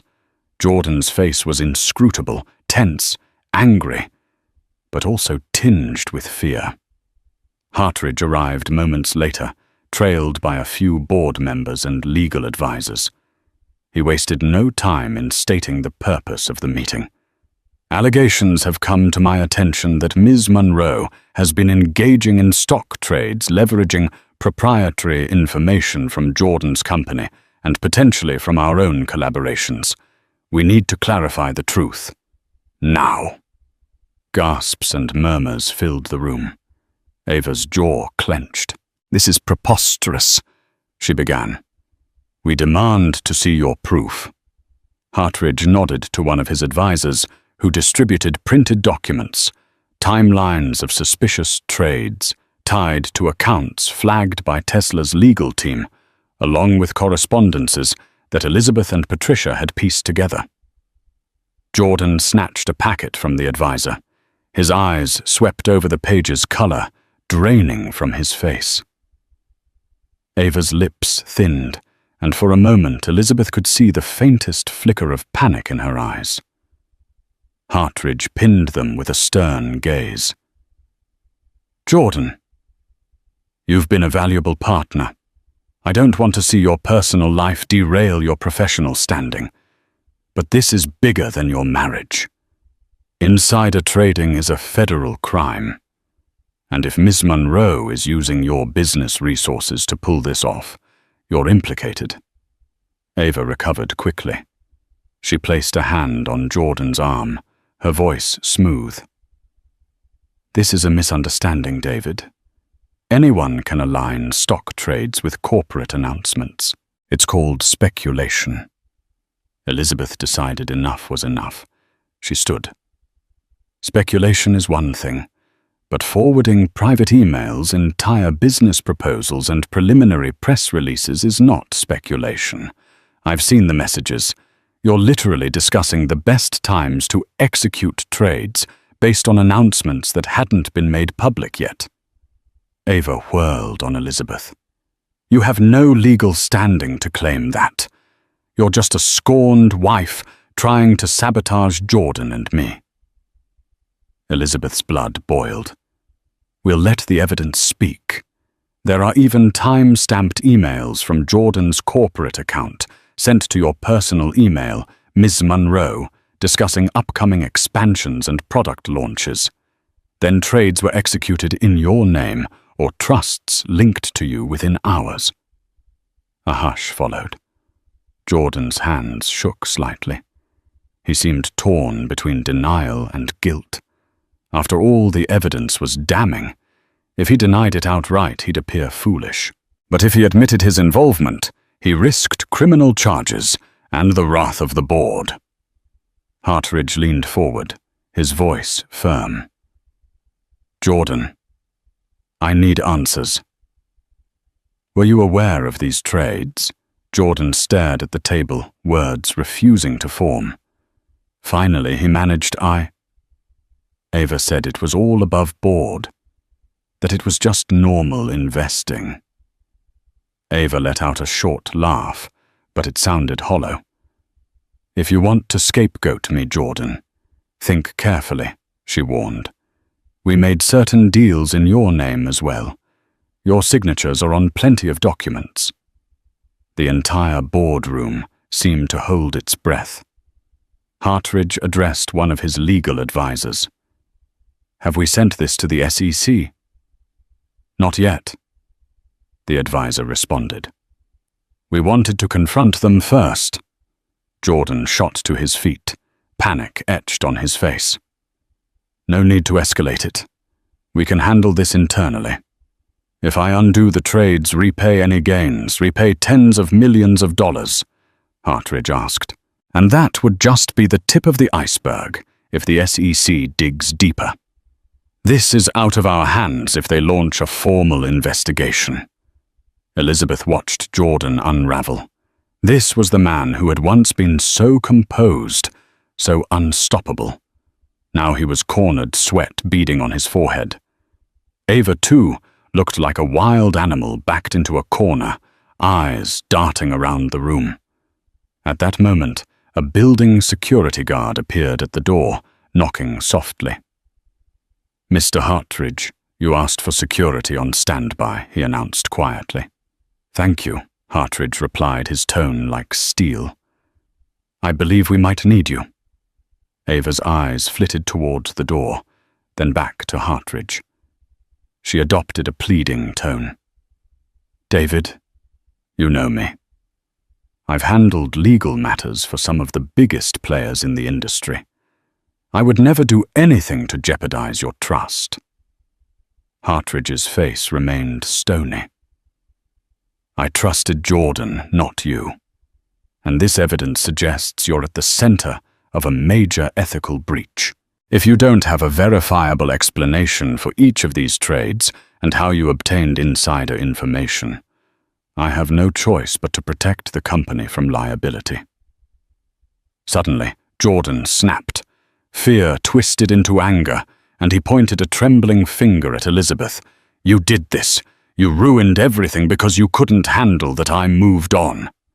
Elizabeth steadied her breathing, preparing to reply. But Hartridge cut in calm yet firm.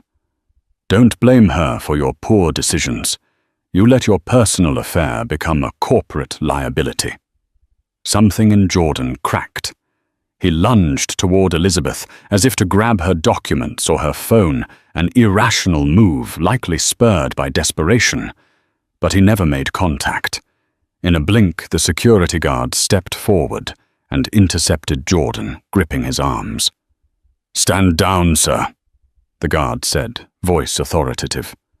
Jordan struggled, but the guard was a solid wall of muscle. Ava shrieked. Let him go. This is a private matter. Hartridge shook his head, anger coloring his features.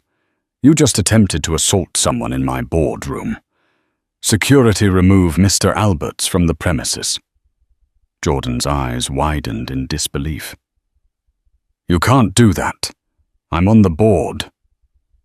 Not anymore, Hartridge said grimly. I can and I will. You're suspended pending an internal investigation. Once that concludes, we'll determine your status. Now go and take Ms. Monroe with you. A second guard stepped in, guiding Ava toward the door as she protested threatening lawsuits and defamation claims. But her words rang hollow, overshadowed by the looming specter of an SEC investigation. Elizabeth stood off to the side, stunned by how quickly it had escalated from a tension-filled meeting to an outright meltdown. As Jordan and Ava were led out, Jordan craned his neck to shout at her. You'll pay for this, Elizabeth. Don't think you've won. But the threat carried little weight now. In that moment, Elizabeth felt the mixture of triumph and sorrow that comes with toppling a man she once loved. She hadn't wanted to see Jordan destroyed, only to protect herself and the life they had built together. But Jordan's actions and Ava's ambition had forced her hand. Hartridge dismissed the board members, soon after instructing his legal team to cooperate fully with any investigations. He turned to Elizabeth with a sympathetic frown. "I'm sorry you had to endure this, Miss Alberts. I assure you we'll handle it lawfully. Whatever personal or marital disputes remain, I hope you find closure." Elizabeth gave him a small nod. "Thank you. I appreciate your fairness." She gathered her documents and left the skyscraper, the bright Texas sun striking her face as she stepped onto the street. The entire drama replayed in her mind. He let his mistress cut off my cards, but the CEO called security on him. She thought a bitter yet satisfying sense of irony spreading in her chest. She wasn't naive enough to think it was over. Legal battles would continue, depositions would be taken, and the divorce was far from final.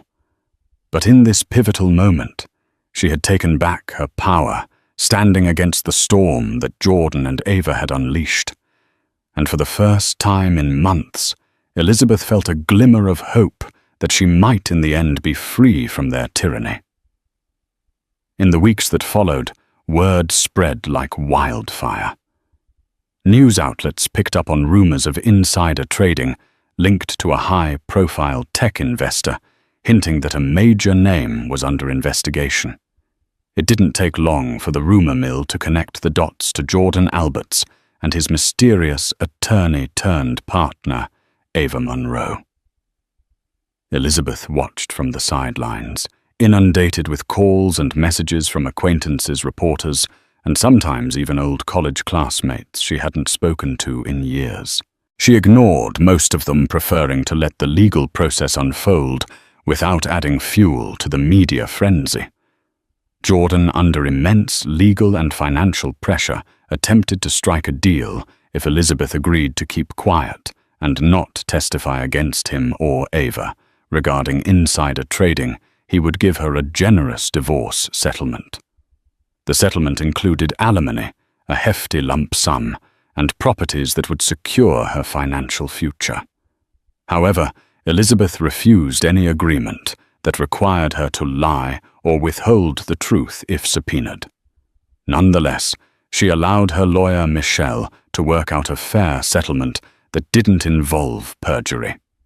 Eventually, Jordan capitulated, realizing he had to salvage what he could from the marriage and business meltdown. The final settlement granted Elizabeth a significant portion of the assets, the mansion by Lake Travis, ironically, and a sizable share of Jordan's original tech startup. Meanwhile, Ava disappeared from the public eye, her reputation in tatters.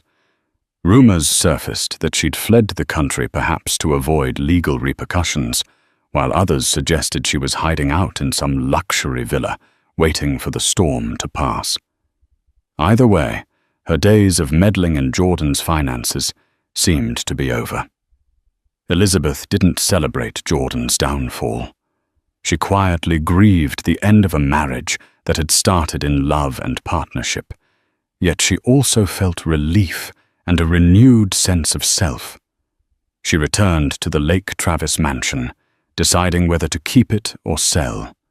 The sweeping views of the water brought back memories, some of which felt like knives to her heart, others that warmed her soul. She began a new chapter in her life, leveraging her PR skills to start a consultancy focused on helping women entrepreneurs navigate both business and personal challenges. She named it Phoenix Rose Consulting, symbolizing rebirth and resilience. To her surprise, she found more joy in championing other women than she ever did, standing behind Jordan at glitzy galas. She kept in touch with Patricia from Tesla, who occasionally updated her on the ongoing investigations. Whether Jordan faced criminal charges depended on further evidence. But at least for Elizabeth, the immediate threat to her assets and well-being had lifted. David Hartridge reached out, once inviting Elizabeth to a dinner with the board, presumably to mend fences. Elizabeth politely declined. She had no desire to relive the tension of board meetings or navigate corporate politics, where her personal life became public fodder. She was grateful for Hartridge's stance, but preferred to build her future away from the chaos. In moments of solitude, Elizabeth reflected on the entire ordeal. She'd once believed that love, loyalty, and shared ambition could conquer anything. Yet she also realized that unchecked power and ego could corrode even the strongest of bonds. Jordan's betrayal had been a painful lesson, but it set her free to discover her own strengths and a life not tethered to someone else's rising star. Yes, heartbreak lingered, and healing was an ongoing process. But Elizabeth found herself waking each day with a sense of purpose.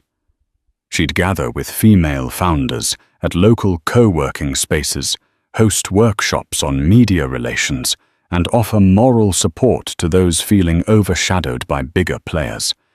Each time she saw a spark of confidence ignite in another woman's eyes, she felt her own sense of wholeness return.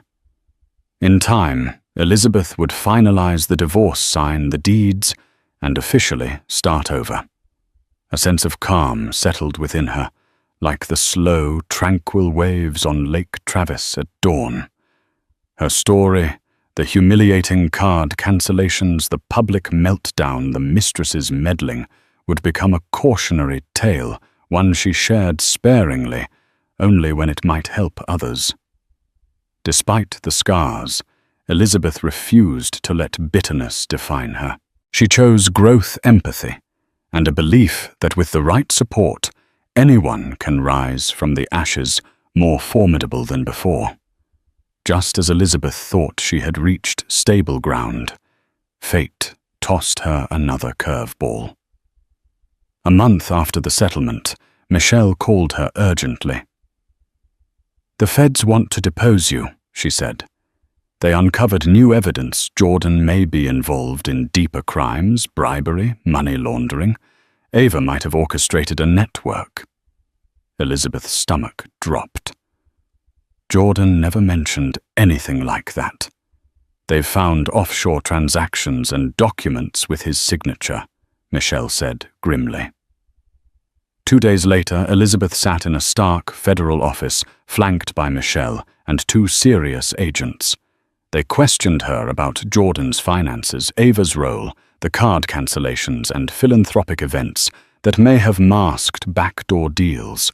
Elizabeth stuck to the facts. She neither speculated nor dramatized. One agent, impressed, said, "You've been very helpful, Ms. Alberts. This case is significant." She left emotionally drained but relieved. She hadn't been dragged down with Jordan, but the storm wasn't over. Whispers followed Jordan was hiding at a secluded ranch, dodging the press. Ava had vanished. More subpoenas were issued. An indictment loomed. Elizabeth stayed focused on her consultancy, channeling stress into helping other women navigate business pitfalls. Her story, once painful, became a symbol of warning and strength. Then came the headlines: Jordan Alberts indicted for insider trading, fraud, and obstruction. Ava was named but still missing. The scandal rocked the tech world. Elizabeth issued a single statement. "I'm saddened by Jordan's choices. I've cooperated fully with authorities and continue to rebuild my life." Eventually, Jordan pled guilty to a lesser charge, offering a tearful courtroom apology. Elizabeth watched from home, tears in her eyes, not from triumph, but quiet grief for the man she once loved. Still, she understood consequences had to follow actions. That night, beneath the soft moonlight over Lake Travis, Elizabeth allowed herself one last cry for the past that died and the hope still waiting ahead. Life has a way of testing our fortitude when we least expect it. Elizabeth Alberts began this journey as a devoted wife, only to see her world upended by betrayal and financial sabotage. Yet what she lost in illusions, she gained in unbreakable resilience. Standing up to powerful forces and calling out wrongdoing isn't easy, but it's sometimes the only way to protect your dignity and your future.